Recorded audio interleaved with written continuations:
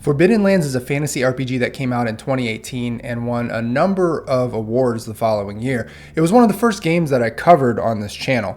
I covered the Game Master's Guide and the Player's Guide in two separate videos. I remember thinking the game was very cool in terms of its approachable rules and unique fantasy setting, but due to the fact that there are multiple interesting new RPGs coming out pretty much every month, this one sort of got swept away in the deluge over the following years for me. But Forbidden Lands over the years has always remained in the back of my mind as one of the very few RPGs I desperately wanted to play. I wanted to understand the mechanics more, and more than anything, I wanted to explore the strange, dark, and twisted fantasy setting of the game. But I didn't want to just play with random people online or at a convention.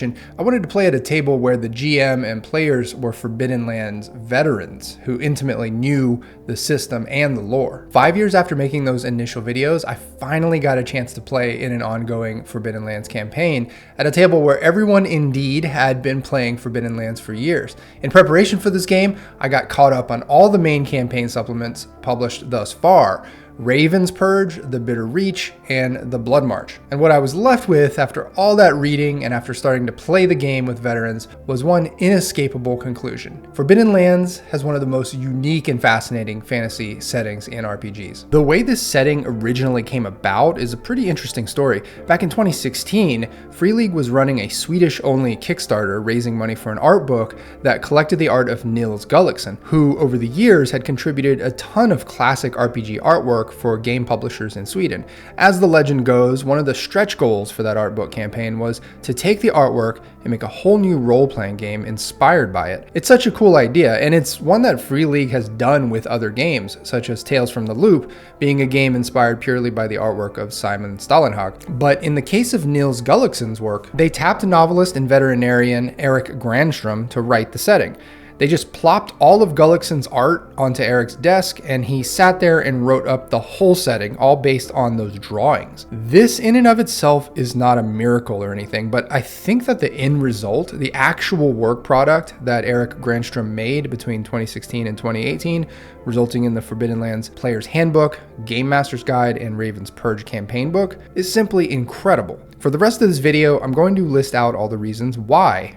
Before I jump in, I want to make the pretty important point that a lot of the points I make about why the setting is so good is actually mitigated a bit by the later campaign supplement, The Bloodmarch, also written by Erik Granström. That being said, I happen to love every last bit of The Bloodmarch and plan on doing a separate video. In this video, I am really just sort of addressing the setting as presented in the core books. So let's start with the first reason why this setting is so damn good. 1. The realm is young. Humans only arrive in the realm of Alderland 1,200 years before the present. We don't know where they came from, we're just told that they show up on this continent and the gods assigned them the entire southern half of it. Everything to the north was given to the elves and dwarves. But even if you go back to the beginning of the elves, it's suggested that they fell from the sky just 3 millennia ago. There were dwarves, goblins, trolls, and giants already there, so we'd have to go back even further. Dwarves, it is said, are a kin created by a god in order to build and expand the planet itself by creating rock. So these are probably the first kin, but there's no clear indication as to how long ago they got started. The most fascinating thing about all of this is not necessarily that the world is young, but that the realm in which all the adventures take place is relatively young. Elves have only been around for a few thousand years here, and as far as the Ravenlands, aka the Forbidden Lands, the main adventuring realm detailed in the core books, again, humans only migrated there 1,200 years ago. What this means is that GMs and any players who wish to indulge in the lore are not overburdened by reams of endless reading in the form of impenetrable text walls and supplements. This is a huge problem with otherwise interesting settings in other RPGs where there's so much information that no one can really absorb any of it because they don't know where to start or what's most important. The quote, detailed history in the GM's guide of Forbidden Lands starts in the year that humans are allocated the Alderlands to the south. And this history runs 26 pages, taking you through brief, easy to read historical points about the realm. and places you at the tail end of an interesting culmination of events. All of these details cited throughout this history matter if you want them to, and they're all comprehensible. 2. There aren't too many different kin. Forbidden Lands, both in the core books and in the campaign, really focus on 4 heritages, or kin: humans, elves, dwarves, and orcs. And really, the campaigns are dominated by humans and elves. Although this might sound a bit narrow or limiting, the fact is that the creators and writers who have officially published content for this game understand that there can be very deep and interesting regional and factional differences between the people of a single kin. Humans in this setting, for example, are generally categorized as Alderlanders, who hail from their original southern realm on the continent. Islanders, who resettled in Ravenland many generations ago. Frailers, who are half-elves of Alderland heritage. Asleans, who include various cultures of horse riders, inexplicably hailing from neither Alderland nor Ravenland. I'll address that later in the video. Elven Spring, who are half-elves hailing from Ravenland.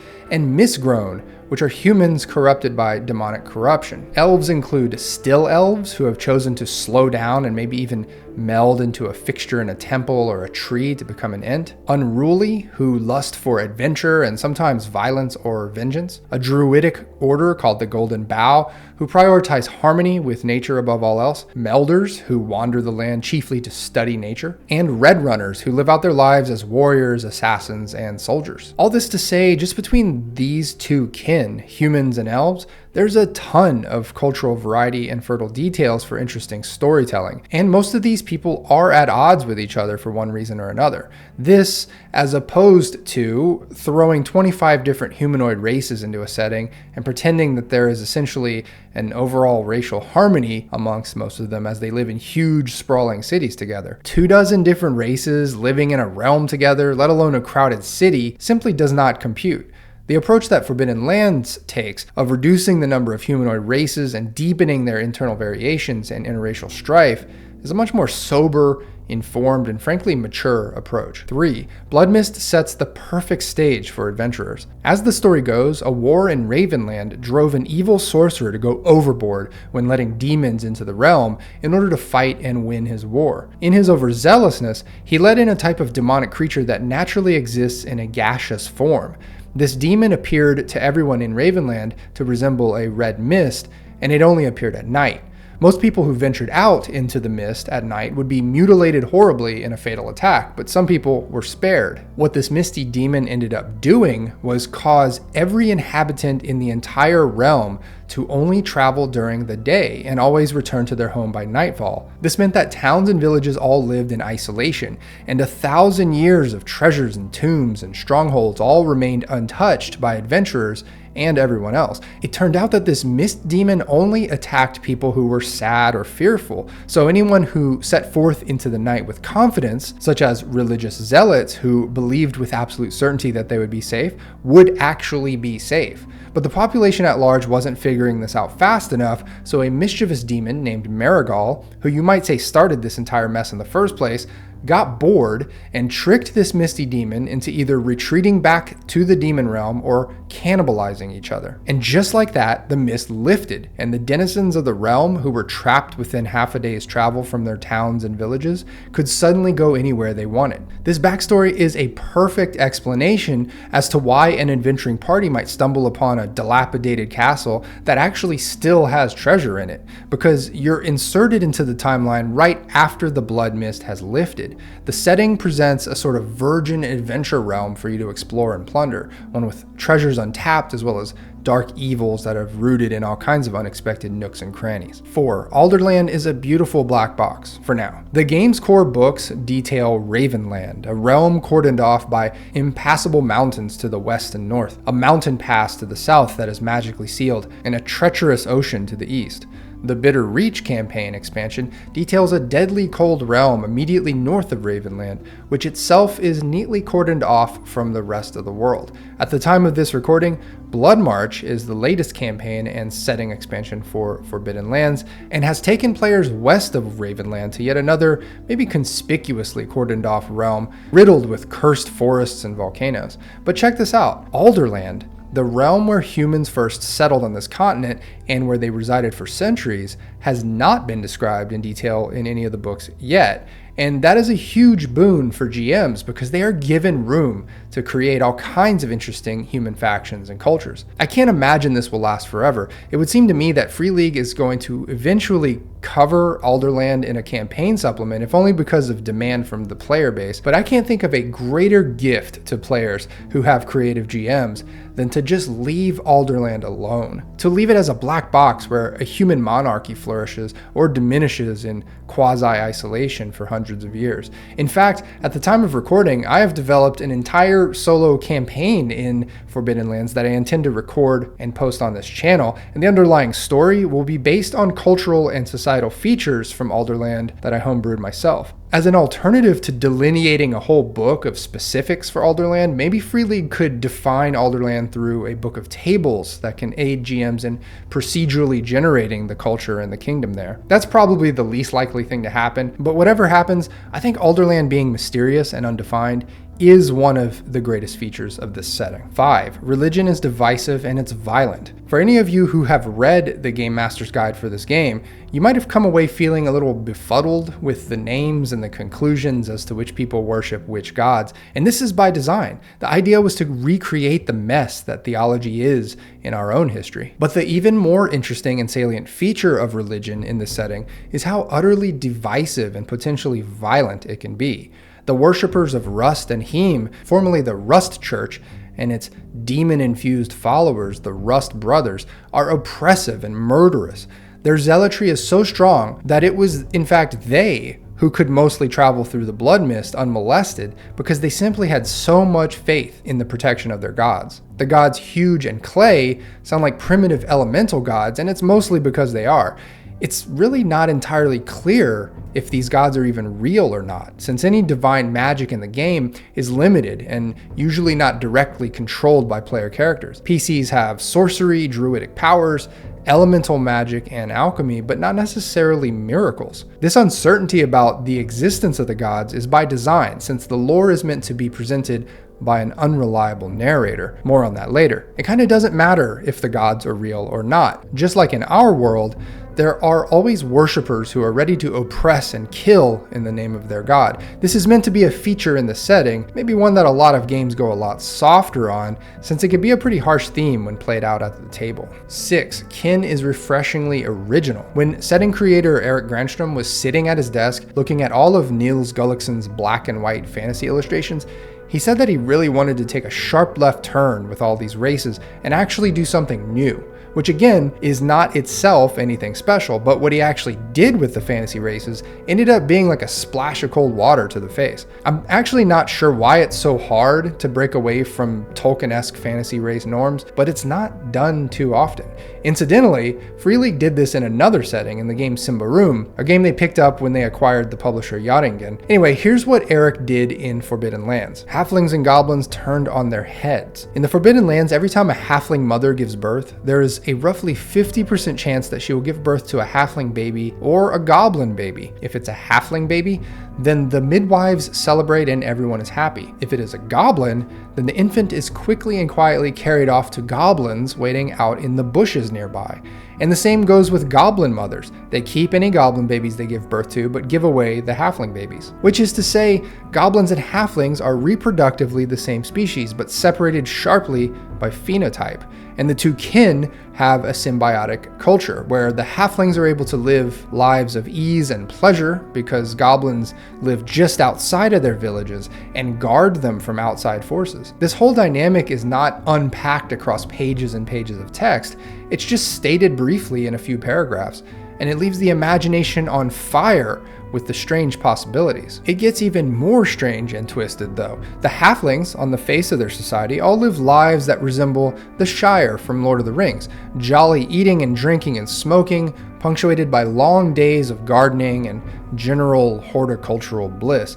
But it is said that the halflings of the Forbidden Lands hide the dark side of their vices, that they drink to the point of vomiting and are prone to domestic abuse, and they lock away their elderly and family members with disabilities in hidden rooms in their homes. The shine of hobbits is eradicated completely in this setting, and this can make for some darkly hilarious scenes at the table. Elves are crystals. Elves in the setting are in fact green crystals that once fell from the sky many thousands of years ago. Flesh grew around these crystals and formed into ageless humanoids called elves. Sometimes these elves want to shed their bodies and become embedded in an object like a staff or a holy relic, and sometimes they want to become part of a tree that can walk around, or sit rooted in place for centuries. It's true that elves have interbred with humans to create Freylers and Elvenspring, two subtypes of kin separated almost only by their culture, but by and large they are still just crystals in the end. In the core campaign book Raven's Purge, this concept of elven crystals being embedded in objects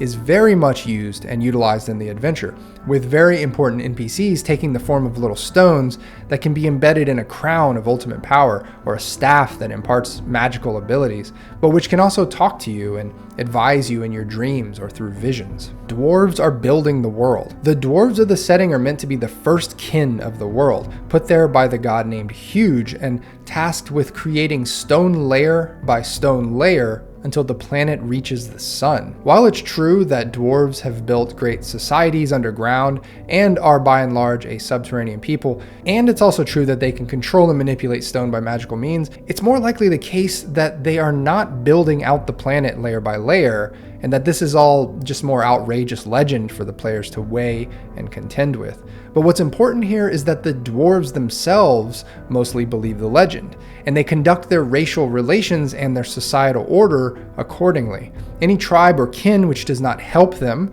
or which gets in the way of their racial directive of building huge stone structures, is necessarily their enemy. 7. It's all told by an unreliable narrator. So this has come up again and again. Are the gods really real? Are the dwarves really physically building the planet? And do you remember the Asleen, the collection of human tribes who all ride horses, but none of them hail from Alderland or Ravenland? How can that be if the records show that humans haven't really settled anywhere else? Well, it's because all that history, the humans arriving 1200 years ago, the dwarves being around since the beginning of time, etc., is all just unreliable legend. And I'm not just saying that. Here's a quote from the setting's creator, Eric Granstrom. Something that grew during the writing is the fact that the land's history in the basic books really isn't objectively true. It has a human-centered perspective and is in all probability biased and even untrue here and there. That is an incredible feature to build into your setting because it empowers the GM and players to reforge the lore using their own creativity and things they may uncover in their own adventures. And it's not just the lore that is unreliable by design, it's in the actual play experience of the game. GMs in this game are encouraged to feed players at least one so-called legend per session. These are short blurbs told to them by an NPC, or read in some found scroll, or heard in a fever dream or vision, and which should always contain a kernel of truth, but mixed in with lies. I can see for some people that this might create a sense of paranoia or distrust at the table, but I personally love the mercurial nature of the lore in how, in a very overt way, it's a satire on actual written history in our world, where historical facts are often skewed, bent, and broken by the people who write them. And the further back you go, the worse it tends to get. I think what Eric Granstrom created in Forbidden Lands is pretty remarkable in terms of what he wrote in those first 3 books, the Player's Guide, GM's Guide, and Raven's Purge campaign, but also in what he didn't write. It's an unfortunate feature of the RPG publishing industry that people perceive of a higher page count as having more value. It leads to publishers paying contract writers to fill thousands of pages with prescribed lore details that ultimately amount to unreadable fluff. As a GM and player, I don't want to have to read and internalize all of that fluff. It's not just that I don't want to, I can't. I don't have the time or the mental bandwidth. Forbidden Lands strikes an ideal balance. It's got a lot. Look, it's still hundreds of pages if you tally up the 3 core books, but it never feels daunting when you read it. And when you actually bring it to the table, like I have as a player and as a GM running solo, it all comes together in a comprehensible way. Give me an RPG setting that is 1, familiar but fundamentally original, 2, complex enough that I have some ground to stand on and don't have to homebrew huge swaths of the foundation, and 3, simple or undefined enough that I can flex my creativity in places. And I'll give you my money and my time and my energy taking it to my table. It's as simple as that. As I mentioned earlier, a number of these major reasons that I've listed for why this setting is so good have been negated by revelations, explanations, and expansions made in the Bloodmarch. I happen to be a big fan of this campaign and plan on doing a separate video on it, but I do think that my points in this video stand because these 3 core books are a self-contained work of art unto themselves. At least they were for a good 3 years before the Bloodmarch was published. And let's face it, you can't have a good mystery stand in today's media landscape forever. If people like the mystery, such as in the case of the origins of the kin in the Forbidden Lands, then it's inevitable that they're going to demand that the creators eventually publish the solution. But let me know your thoughts on my 7 points and on the prospect of the Bloodmarch possibly explaining away all the kin origins down in the comments below. And thanks for watching. See ya.